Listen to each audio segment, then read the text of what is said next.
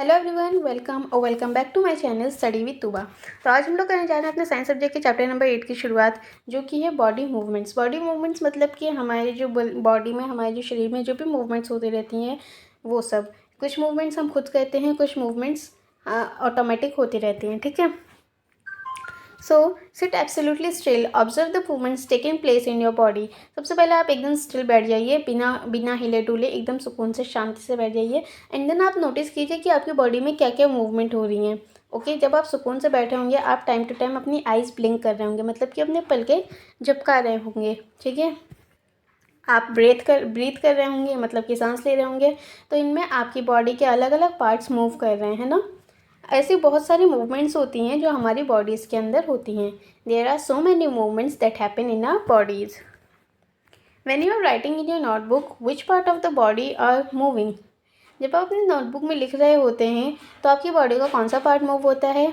या जब आप टर्न होते हैं और अपने दोस्त को देखते हैं, अपने फ्रेंड को देखते हैं, तब आपकी बॉडी का कौन सा पार्ट मूव होता है। Different parts of our body, different parts of your body move while you remain at the same place in these examples.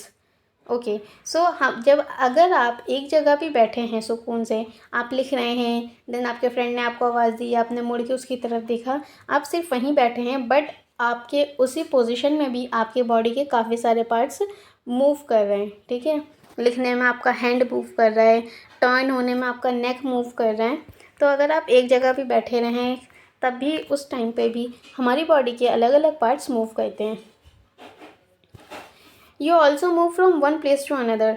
आप एक जगह से दूसरी जगह मूव करते हैं। You get up and go to your teacher और टू द स्कूल कंपाउंड और गो होम आफ्टर स्कूल। आप खड़े होंगे, अपने टीचर के पास जाएंगे, स्कूल के कंपाउंड में जाएंगे, या स्कूल ख़त्म होने के बाद घर पे जाएंगे। तो इसमें भी आपकी बॉडी में मूवमेंट्स हो रही हैं, ठीक है। You walk, run, skip, jump and move from place to place. आप चलेंगे, दौड़ेंगे, कूदेंगे, जंप करेंगे और इधर से एक जगह से दूसरी जगह मूव करेंगे। Let us see how animals move from place to place by filling table 8.1। हमें तो पता है कि हमारी बॉडी में बहुत सारे मूवमेंट्स होते हैं। कुछ मूवमेंट्स हम खुद भी करते हैं, कुछ मूवमेंट्स ऑटोमेटिक होते हैं। तो चलो अब हम एनिमल्स के बारे में पता करते हैं कि आखिर वो कैसे मूव करते हैं, उन्हें एक जगह से दूसरी जगह जाने के लिए वो क्या कहते हैं। उसको समझने के लिए हमें फिल करनी पड़ेगी अपने टेबल 8.1, यानी कि ये वाली table. How do animals move from place to place.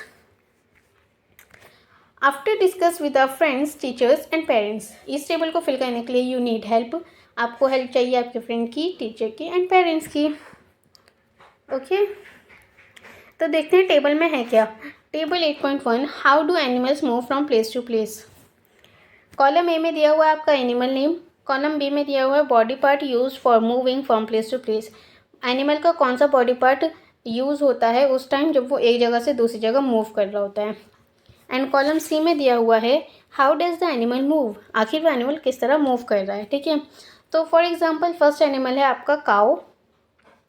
जब काऊ मूव करती है एक जगह से दूसरी जगह जब वो जाती है, तो उसके बॉडी का कौन सा पार्ट मूव कर रहा होता है। ऑफकोर्स उसके लेग्स, उसके 4 लेग्स होते हैं ना। जब वो चलती है पैरों के ज़रिए तभी तो वो एक जगह से दूसरी जगह जाती है।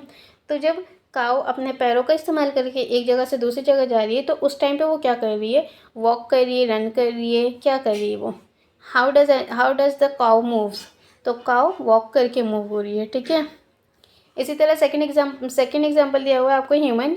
इसमें आप बताओ कि जब ह्यूमन एक जगह से दूसरी जगह मूव करता है तो हमारा कौन सा बॉडी पार्ट यूज़ होता है। हम लोग भी लेग्स पे चल के जाते हैं, ठीक है, पैरों से चल के जाते हैं, तो हमारे भी कौन सा पार्ट मूव होता है, लेग्स। हम लोग कैसे जाते हैं, हम तो कैसे भी जा सकते हैं, हम वॉक करके, रन करके, ठीक है, कैसे भी जा सकते हैं।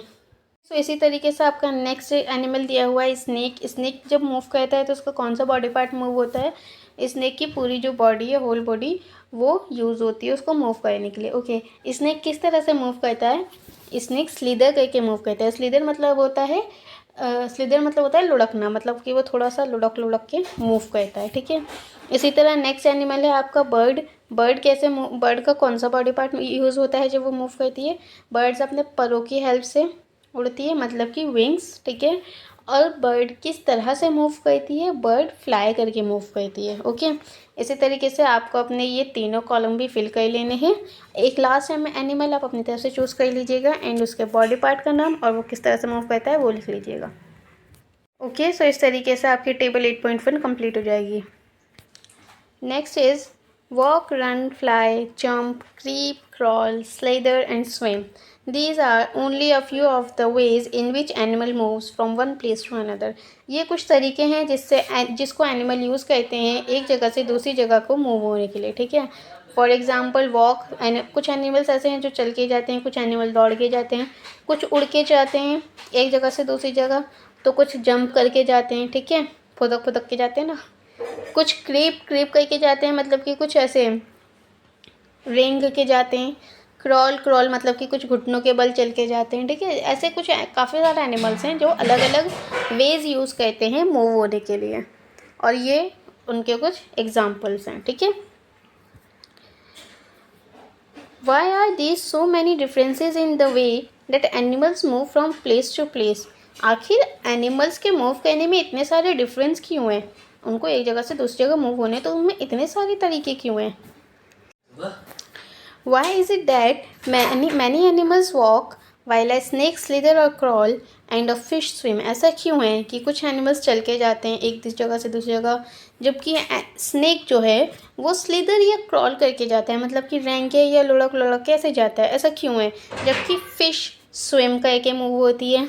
ऐसा इसलिए है क्योंकि अलग अलग एनिमल्स के पास अलग अलग उनकी बॉडी होती है। देखो, कुछ एनिमल्स के पास लेग्स होते हैं। ठीक है, जैसे कि हमने ऊपर पढ़ा काऊ के पास लेग्स थे तो वो वॉक करके एक जगह से दूसरी जगह जा सकती थी। बट वहीं स्नेक के पास तो लेग्स नहीं होते ना, तो वो कैसे मूव करेगा, और वो ज़मीन पे चलता है तो वो क्या करता है, वो अपनी बॉडी को खिसका कर लुढ़का कर आगे बढ़ा लेता है। ठीक है, इसलिए वो अपनी पूरी बॉडी का यूज़ करता है, इसलिए वो स्लीदर और क्रॉल करता है। वहीं फिश पानी में रहती है, तब वो पानी की सतह पे तो चलेगी नहीं अपने आप को एक जगह से दूसरी जगह मूव कराने के लिए, उसको पानी में क्या करना पड़ता है, पानी में तैरना पड़ता है, तभी तो वो आगे मूव हो सकती है। इसलिए फ़िश स्विम करती है। अलग अलग एनिमल्स की अलग अलग बॉडी टाइप होते हैं, तो इसलिए वो अलग अलग तरीके यूज़ करते हैं एक जगह से दूसरी जगह मूव करने के लिए। Okay, Buju wonders about movement in plants. Buju सोच रहा है प्लांट्स में कैसे मूवमेंट होती है। He knows they do not move from place to place, but do they show any other kind of movements? उसको पता है कि प्लांट्स एक जगह से दूसरी जगह नहीं जाते हैं। ठीक है, प्लांट्स को तो जो जहाँ तुम प्लांट लगा दो वो वहीं रहता है, बट क्या वो किसी और तरह की मूवमेंट करते हैं, ऐसा है क्या? मुझे को बताइए किसका जवाब क्या होगा। तब तक हम चलते हैं अपने नेक्स्ट सेक्शन पे, जो कि है 8.1 human body and it's movement. तो हमने एनिमल्स के बारे में तो पढ़ लिया, एनिमल्स कौन कौन से वेज यूज़ करते हैं। अब हम पढ़ते हैं अपने बारे में, ह्यूमन बॉडी के बारे में और उसकी मूवमेंट्स के बारे में। Let us look closely at some of our own movements to begin with before looking at all these varieties of movements in animals. Okay, सबसे पहले हम अपने आप से शुरू करते हैं। सबसे पहले हम अपने उन मूवमेंट्स को देखते हैं जो हम करते रहते हैं। ठीक है, उसके बाद हम जो एनिमल्स की डिफरेंट काइंड्स ऑफ मूवमेंट्स हैं ना, वैराइटीज़ ऑफ मूवमेंट्स है, उसके बाद हम उसको देखेंगे ताकि अच्छे से हमें समझ आ सके। Do you enjoy doing physical exercise at school? क्या आपको जो स्कूल में फ़िज़िकल एक्सरसाइज कराई जाती है, क्या आपको वो करना पसंद है? How do you move your hands and legs while doing different exercise? जब आप वो एक्सरसाइजेस करते हैं तो आप उसमें अपने हाथों को और अपने पैरों को कैसे अलग अलग मूव करते हैं। ठीक है, कैसे मूव करते हैं जिससे अलग अलग एक्सरसाइजेस की जा सकें। Let us try some of many movements our body is capable of. Okay, चलो सबसे पहले हम देखते हैं कि कुछ ऐसे मूवमेंट करके देखते हैं जो हमारी बॉडी आसानी से कर सकती है। ठीक है, बोल an imaginary ball at an imaginary wicket. How did you move your arm? आपको एक इमेजिनेशन करनी है। आप जस्ट अपने माइंड में सोच लीजिए कि आपके सामने एक विकेट है। ठीक है, एंड आपके हाथ में एक बॉल है। ठीक है, अब आपको उस बॉल को ऐसे विकेट की तरफ फेंकना है, यानी कि बॉल करना है। ठीक है, तो जब आप बॉल करा रहे हैं, विकेट की तरफ बॉल फेंक रहे हैं, तो आपकी जो आर्म है वो किस तरीके से मूव हो रही है।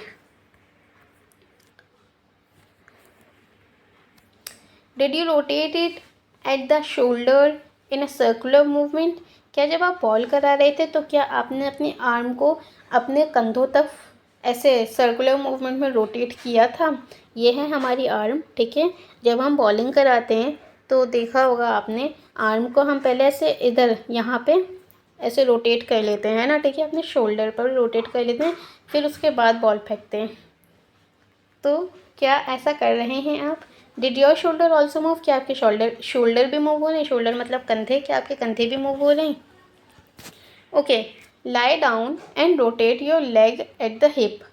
लेट जाइए, ठीक है, एंड उसके बाद अपने लेग को अपने हिप तक रोटेट कीजिए। Bend your arm at the elbow and the leg at the knee.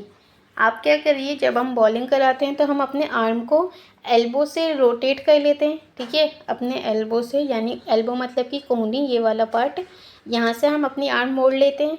और जब हमें अपने लेग को हिप से मूव रोटेट कराना है तो हम अपने लेग को अपनी नी मतलब कि घुटना, नी पे से मोड़ लेंगे, ठीक है। Stretch your arm sideways. आप क्या कीजिए, अपने दोनों हाथों को ऐसे साइड में, ठीक है, सीधा कर लीजिए, अपने आगे नहीं, अपने साइड में। उसके बाद आप अपनी आर्म को बेंड कीजिए अपने शोल्डर को टच करने के लिए। आपको अपनी उंगलियों से अपने शोल्डर को टच करना है, ठीक है। उसके लिए आपको अपनी आर्म बेंड करनी पड़ेगी। So which part of your arm did you bend? जब आपने अपने शोल्डर अपने फिंगर से टच किए तो आपने अपनी आर्म का कौन सा पार्ट बेंड किया? Straighten your arm and try to bend it downward. अब आप अपने आर्म को सीधा कीजिए एंड देन कोशिश कीजिए कि उसको नीचे की तरफ बेंड कर सकें। क्या ऐसा पॉसिबल है? Are you able to do it? क्या आप ऐसा कर पा रहे हैं? क्या आप ऐसा कर सकते हैं? Try to move the various parts of your body and record their movement in table 8.2। इसी तरीके से आपको अलग अलग बॉडी पार्ट को मूव कराना है और जो भी आपकी ऑब्जर्वेशन है उसको अपनी टेबल 8.2 में नोट डाउन कर लेना है, ठीक है। टेबल 8.2 में क्या दिया हुआ है? टेबल 8.2 में है मूवमेंट्स इन आवर बॉडी, हमारी बॉडी में होने वाली मूवमेंट्स, ठीक है। कॉलम ए में आपको बॉडी पार्ट्स दिए हुए हैं और कॉलम बी में मूवमेंट्स दी हुई हैं, मतलब कि वो बॉडी पार्ट किस तरह से मूव हुआ, ठीक है। देख लेते हैं कौन कौन से मूवमेंट हैं। सबसे पहला है रोटेट्स कम्प्लीटली। रोटेट्स कम्प्लीटली मतलब कि क्या वो पूरी तरह रोटेट हो गया, क्या वो पूरी तरह ऐसे मुड़ गया, पूरा जो मुड़ जाता है, ठीक है, या फिर वो आधा ही टर्न हो पाया या आधा ही मुड़ पाया, ठीक है। नेक्स्ट है हमारा बेंड। बेंड मतलब कि मुड़ना, जैसे हमने अभी अपने आर्म को एल्बो से बेंड किया था ना, वो होता है बेंड करना। नेक्स्ट है लिफ्ट। लिफ्ट मतलब कि एकदम सीधा, बिल्कुल ऐसे स्ट्रेट कर लेते हैं ना, जैसे जब हम एक्सरसाइज करते हैं तो सबसे पहले हम अपने दोनों हाथों को अपने सामने एकदम स्ट्रेट कर लेते हैं, फिर अपने सिर के ऊपर ऐसे ले जाते हैं ना, तो ये वाले जो पोजीशन होती है वो कहलाती है lift. Does not move at all, या फिर वो बिल्कुल भी मूव नहीं हुआ, ठीक है। इस तरीके से आपको अपने अलग अलग बॉडी पार्ट्स को मूव कराना है, फिर फील करना है कि वो किस तरह मूव हुआ एंड देन उसके आगे लिख देना है। फॉर एग्ज़ाम्पल, पहला एग्ज़ाम्पल है हमारा नेक, यानी कि हमारी गर्दन। जब आप अपने गर्दन को मूव कराएंगे, जैसे हमने अभी चैप्टर के स्टार्टिंग में देखा, सपोज़ आप ऐसे बैठे हुए हैं और पीछे से आपके फ्रेंड ने आवाज़ दी, जब आप उसको मुड़ के देखेंगे तो क्या आपकी गर्दन पूरी घूम जाती है? जैसे हॉरर मूवीज़ में दिखाते हैं, ऐसा होता है क्या? नहीं, हमारी गर्दन जो है वो आधी मुड़ती है, ठीक है, पूरी नहीं मुड़ पाती। इसलिए रोटेट्स पार्शली के आगे लिख देंगे हम यस, ठीक है ना। हमारी गर्दन बेंड होती है, मतलब जब हमने गर्दन को मूव कराया तो वो क्या हुई? हाफ, यानी कि पार्शली रोटेट हुई, ठीक है। इसी तरह आप अपने बाकी के जो बॉडी पार्ट्स हैं इनको मूव कराइए और वो किस तरह मूव होते हैं उनके आगे उसको लिख दीजिए। रिस्ट, फॉर एग्जांपल नेक्स्ट है हमारा रिस्ट। रिस्ट मतलब होती है हमारी कलाई, ठीक है। जब आप अपनी कलाई को रोटेट कराते हैं तो क्या वो पूरी रोटेट होती है या हाफ रोटेट होती है? जब आप अपनी कलाई को पूरी रोटेट करेंगे तो वो पूरी रोटेट हो जाती है, ठीक है। It rotates completely. Next is finger. क्या आप अपनी फिंगर को रोटेट कराते हैं, वो कम्प्लीटली रोटेट होती है, पार्शली रोटेट होती है, बेंड होती है या लिफ्ट होती है, बिल्कुल भी मूव नहीं करती। इसी तरीके से आप अपनी अलग अलग बॉडी पार्ट्स को मूव कराइए और अपनी ऑब्जर्वेशन को यहाँ पर फिल कर लीजिए। इस तरह आपकी टेबल 8.2 कंप्लीट हो जाएगी, ठीक है। Why is it that we are able to move a few parts of our body easily in various directions and some only in one directions? ऐसा क्यों है कि हम अपने बॉडी के कुछ पार्ट्स आसानी से अलग अलग डायरेक्शंस में मूव करा सकते हैं, लेकिन वहीं कुछ पार्ट्स ऐसे हैं जिनको हम सिर्फ एक ही डायरेक्शन में मूव कराते हैं? Why are we unable to move some parts at all? जबकि ऐसा भी है कि ऐसा भी क्यों है कि हमारे बॉडी के कुछ पार्ट ऐसे हैं जिनको हम मूव ही नहीं करा सकते हैं. We are unable to move them. Okay, हमारे बॉडी में कुछ ऐसे पार्ट्स भी हैं जिनको हम मूव नहीं करा सकते. इसको समझने के लिए हमें करनी पड़ेगी अपनी activity 1. Activity 1. Place a scale lengthwise on your arm so that your elbow is in the center. Okay, आपको एक स्केल लेना है, ठीक है, और उसको ऐसे रखना है अपनी आर्म के नीचे ताकि जिससे आपकी जो एल्बो है ना, यानी कि ये कोहनी जिसको बोलते हैं, ये है ना, ये स्केल के सेंटर में आनी चाहिए. ठीक है, इस तरीके से आप अपनी आर्म के नीचे स्केल रख लीजिए. And then ask your friend to tie the scale and your arm together. आप अपने फ्रेंड से कहिए कि वो जो स्केल है उसको और आपकी आर्म को आपस में बांध दे, जैसे इस फिगर में दिखाया हुआ है. ठीक है, बिल्कुल इसी तरह. Now try to bend your elbow. Are you able to do it? Now उसके बाद आप अपनी एल्बो को मोड़ने की कोशिश कीजिए, मतलब कि अपनी कोहनी को मोड़ने की कोशिश कीजिए. क्या आप ऐसा कर पा रहे हैं?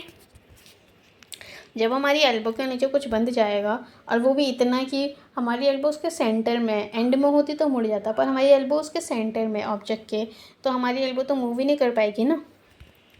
Did you notice that we are able to bend or rotate our body in places where two parts of our body seems to be joined together, like elbow, shoulder or neck? तो जब आप ऐसा करेंगे, move करेंगे, तो क्या आपकी कोहनी मूव हो पाएगी? नहीं हो पाएगी. क्यों? क्योंकि हमारी जो एल्बो है वो स्केल के सेंटर में है, और जब वो स्केल के सेंटर में, तो वो तो बिल्कुल भी मूव नहीं हो पाएगी, और स्केल हमारे और लगेगा. ठीक है, हमें और हर्ट हो सकता है. So did you notice that we are able to bend और rotate our body in places where two parts of our body seem to be joint together? क्या आपको अब ये पता चला कि हम अपने बॉडी के पार्ट्स या हम अपनी बॉडी को बेंड या रोटेट तभी कर सकते हैं जब हमारी बॉडी के दो पार्ट्स आपस में जुड़े हुए हों. ओके, जैसे कि हमारी एल्बो जो है वो हमारे हैंड के दो पार्ट्स को आपस में जोड़ती है. ठीक है, एक हमारी एल्बो के ऊपर वाला पोर्शन, एक हमारी एल्बो के नीचे वाला पोर्शन, ये इन दो पोर्शन को एल्बो जॉइंट करती है. ठीक है, तो जब एल्बो हमारा जॉइंट पॉइंट है, अगर वो बिल्कुल फ्री है तभी तो हम अपनी आर्म मूव करा सकते हैं. अगर हमने एल्बो के नीचे कुछ बांध दिया जिसकी वजह से वो मूव ही नहीं हो रही, तो हम अपनी आर्म कैसे मूव कराएं? ठीक है, इसलिए हम तभी अपनी बॉडी को बेंड या रोटेट करा सकते हैं जब हमारी बॉडी के दो पार्ट आपस में जॉइन हो, जैसे कि एल्बो, शोल्डर और neck. These places are called joints. ये सारे प्लेसेस क्या कहलाते हैं? ये कहलाते हैं जॉइंट्स. जैसे हमारी एल्बो हो गई, एल्बो ने हमारे आर्म को जॉइन कर रखा है. शोल्डर हो गया, शोल्डर ने हमारे हाथ को और हमारी बॉडी को आपस में जॉइन कर रखा है. नेक हो गया, नेक ने हमारे फेस को, हमारी बॉडी को जॉइन कर रखा है. ठीक है, ये सारे जो प्लेसेस हैं ये कहलाते हैं जॉइंट्स. इसी तरह हमारी नी हो गई, नी यानी कि घुटना, नी ने हमारे लेग के दो पार्ट को आपस में जॉइन कर रखा है. ठीक है, so all these are joints. Can you name more such joints? Yes of course. जैसे हमारी नी है, ठीक है, हमारी रिस्ट है, रिस्ट मतलब कि कलाई ने हमारे हाथ को और हमारे हाथ के ऊपर वाले पोर्शन को आपस में जॉइन कर रखा है. ठीक है, so this is also a joint. If our body has no joints, do you think it would be possible for us to move in any way at all? अगर हमारी बॉडी में कोई जॉइंट नहीं होते तो क्या आपको लगता है कि हमारी बॉडी मूव कर पाती ज़रा सा भी? Is it so? बिल्कुल भी नहीं. कैसे मूव कर लेती? अगर हमारे हाथ बिल्कुल ऐसे स्थिर रहते, एकदम सीधा. ठीक है, कोई जॉइंट नहीं होता, ना एल्बो होती ना रिस्ट होती। तो क्या आप ज़रा सा भी मूव कर पाते अपनी हैंड को अलग, अपनी फिंगर को अलग ऐसा मूव करा पाते? फिर तो आपको पूरा हाथ ही घुमाना पड़ता, ठीक है। तो हाथ भी नहीं घुमा पाते क्योंकि शोल्डर भी नहीं होता, शोल्डर भी तो जॉइंट है, तो शोल्डर में भी जॉइंट नहीं होता, तो कोई भी मूवमेंट नहीं हो सकती थी। इसीलिए joints are compulsory for our movements. What exactly is joined together at these joints? आखिर इस जॉइंट्स पे जो जॉइंट हैं, ठीक है, जॉइंट पार्ट्स हैं, वो आखिर कहते क्या हैं? Press your finger against the top of your head, face, neck, nose, ear, back of the shoulder, hands and legs including the finger and toes. Do you get a feel of something hard pressing against your finger? आप क्या कीजिए, अपनी finger लीजिए, अपनी उंगली लीजिए, उसको अपने हेड पे यानी कि सिर पे, फेस पे, गले पे, नोज़ पे, ईयर पे, अपने शोल्डर के पीछे, अपने हाथों पे, अपने पैरों पे, फिंगर्स पे, टोज़ मतलब कि अंगूठों पे, इन तमाम जगहों पे आप अपनी फिंगर से प्रेस कीजिए, ठीक है, अपनी फिंगर से दबाइए। जब आप ऐसा करेंगे तो आपको क्या ऐसा फील हुआ कि आप कुछ हार्ड चीज़ प्रेस कर रहे हैं अपनी फिंगर से? Is it so? आपके फिंगर्स के अगेंस्ट कुछ हार्ड चीज़ है जिसको आपको प्रेस करना पड़ रहा है। This hard structure are the bones. ये जो हार्ड स्ट्रक्चर आप महसूस करेंगे ये होते हैं bones. What are this? These are bones. Repeat this activity on another part of your body, so many bones. Okay, आप अपनी बॉडी के अलग अलग पार्ट्स के साथ ये एक्टिविटी रिपीट कीजिए ताकि आपको पता चले कि हमारी बॉडी में कितने बोन्स हैं और कहाँ कहाँ पर बोन्स हैं, ठीक है।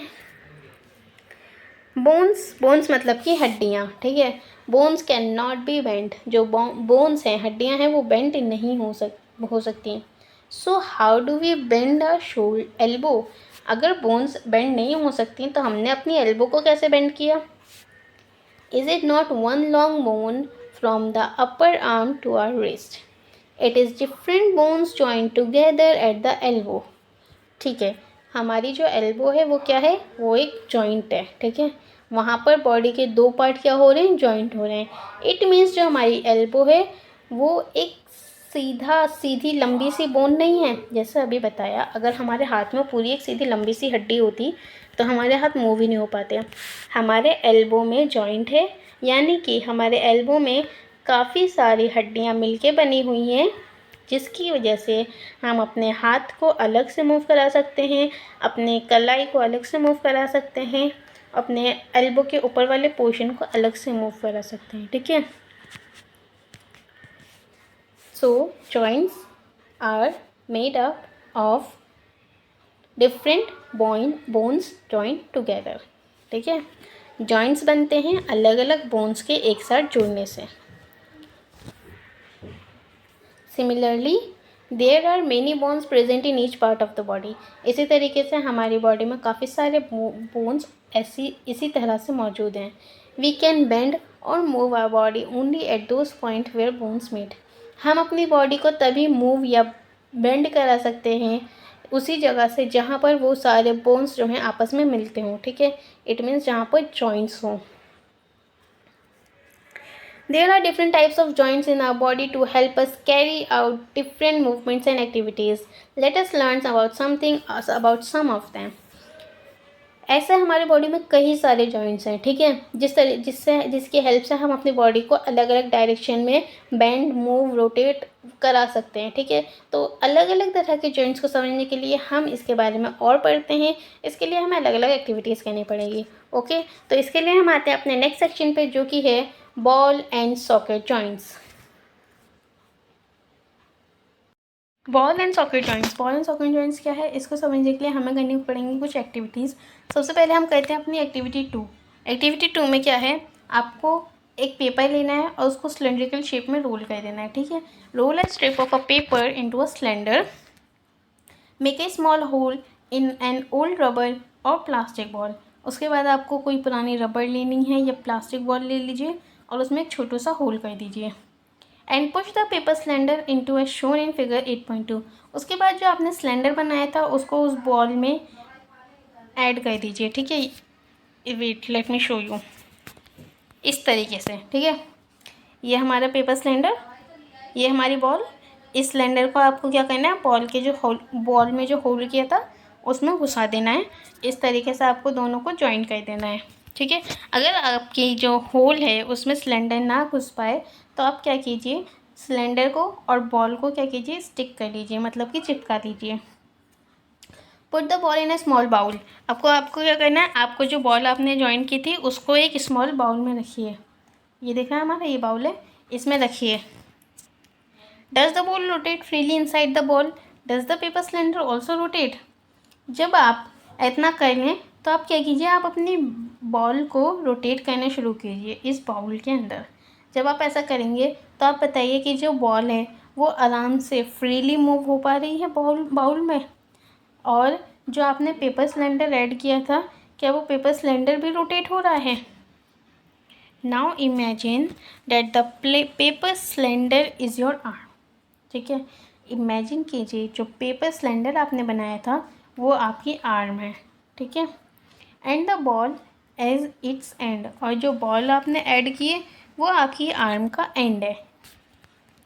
The bowl is like the part of the shoulder to which your arm is joint, और जो बाउल जिसमें आप बॉल घुमा रहे थे वो एक तरह का आपका जॉइंट पार्ट है, ठीक है। यानी कि वो एक तरह का शोल्डर है, ठीक है, शोल्डर जिससे आपकी आर्म जॉइंट है, ठीक है। तो ये इमेजिन कीजिए सिलेंडर आपकी आर्म है, बॉल जो आपने उसमें लगाई है वो उसका एंड पॉइंट है, और जो बाउल है वो आपका शोल्डर है। तो देखो हमारी जो आर्म है वो आखिर हमारे शोल्डर में कैसे फिट हुई, ठीक है, कैसे जॉइन है हमारे शोल्डर से। इस तरीके से आप क्या करें, इस सिलेंडर को आर्म इमेजिन करें, ठीक है। ये जो बॉल है ये अपनी आर्म का एंड मान लें, ठीक है, और ये जो बाउल है ये आपका शोल्डर है, ठीक है। The bowl is like the part of your shoulder, ठीक है। इस तरीके से ये हो गया आपका आर्म, आपके एल्बो के ऊपर वाला हिस्सा, ठीक है। अब आपने क्या किया था, आपने अपनी बॉल को इस बाउल में रखा और रोटेट किया, ठीक है। इसी तरीके से हमारी जो आर्म है, अच्छा आपकी जो बॉल है वो उस बाउल में कैसे हो गई, क्योंकि बाउल के अंदर खाली जगह थी, ठीक है, जिससे क्या हुआ, बॉल आसानी से उसके अंदर चली गई। तो जो बाउल के अंदर खाली जगह थी ना, इसी तरीके से हमारे शोल्डर में भी खाली जगह होती है, ठीक है, होलो स्पेस होती है, और उस होलो स्पेस को कहते हैं कैविटी, ठीक है। वो होलो स्पेस जो हमारे शोल्डर में या हमारी हड्डियों में होती है उसको कहा जाता है कैविटी, ठीक है।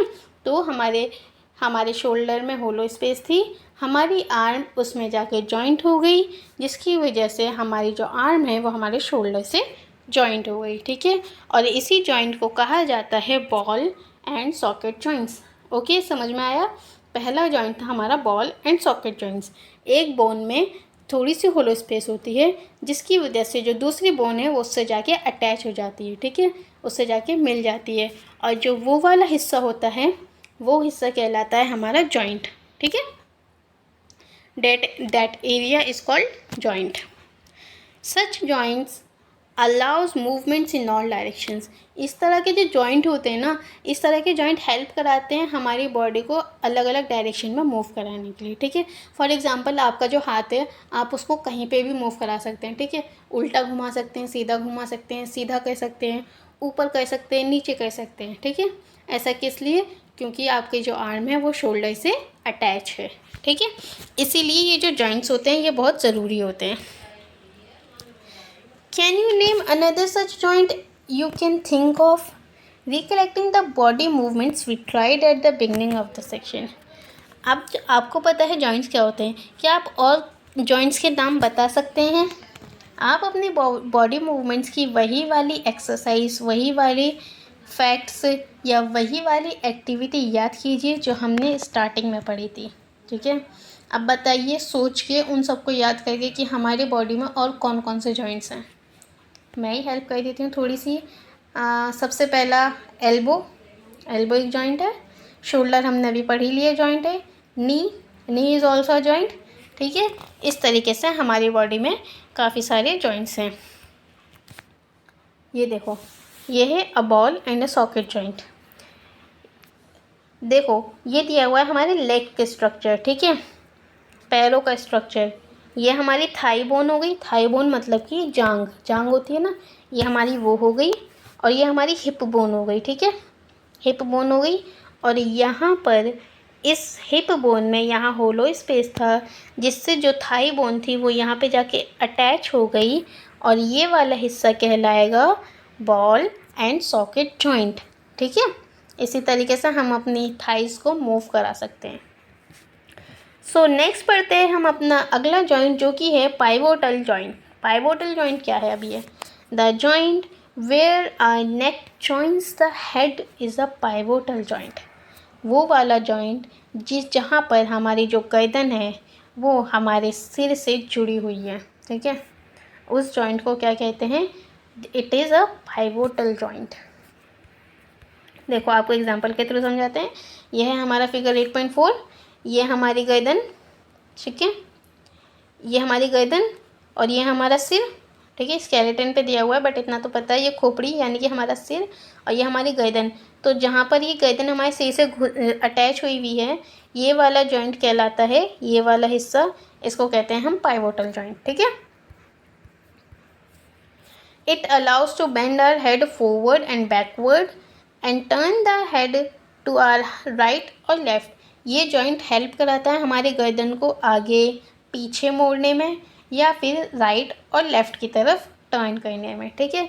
इसी जॉइंट की हेल्प से हम अपनी हेड को मूव करा सकते हैं। ट्राई दीज मूवमेंट्स, आप ये सारे मूवमेंट्स ट्राई कीजिए, तब आपको अच्छे से समझ में आएगा। How are these movements differ from those of our arm that can rotate a complete circle in its ball and socket joint। ये उससे कैसे डिफरेंट है? हमारी आर्म के मूवमेंट से कैसे डिफरेंट है? हमारी आर्म तो टोटली रोटेट हो सकती है, क्यों? क्योंकि उसमें बॉल और सॉकेट जॉइंट है। पर हमारी गर्दन टोटली रोटेट क्यों नहीं होती? पूरा ऐसे पूरा सर्कुलर में कैसे मूव नहीं होती जैसे हॉरर मूवीज़ में दिखाते हैं? ऐसा क्यों नहीं होता? ऐसा इसलिए क्योंकि in a pivotal joint a cylindrical bone rotate in a ring। Pivotal joint में जो आपको सिलेंड्रिकल जॉइंट दिख रहा है ना, मतलब कि ये वाला हिस्सा, ये जो दिख रहा है ना, ये एक रिंग की तरह रोटेट होता है, ठीक है। जब आप अपनी गर्दन इधर मूव करेंगे तो ये मूव होगा अपने राइट की तरफ, अपने लेफ़्ट की तरफ टर्न करेंगे तो ये आधा मूव होगा, यानी कि it rotates in a ring. ये एक रिंग के अंदर रोटेट होता है, ठीक है, जिसकी वजह से हमारी बॉडी पूरी तरीके से बेंड नहीं हो पाती।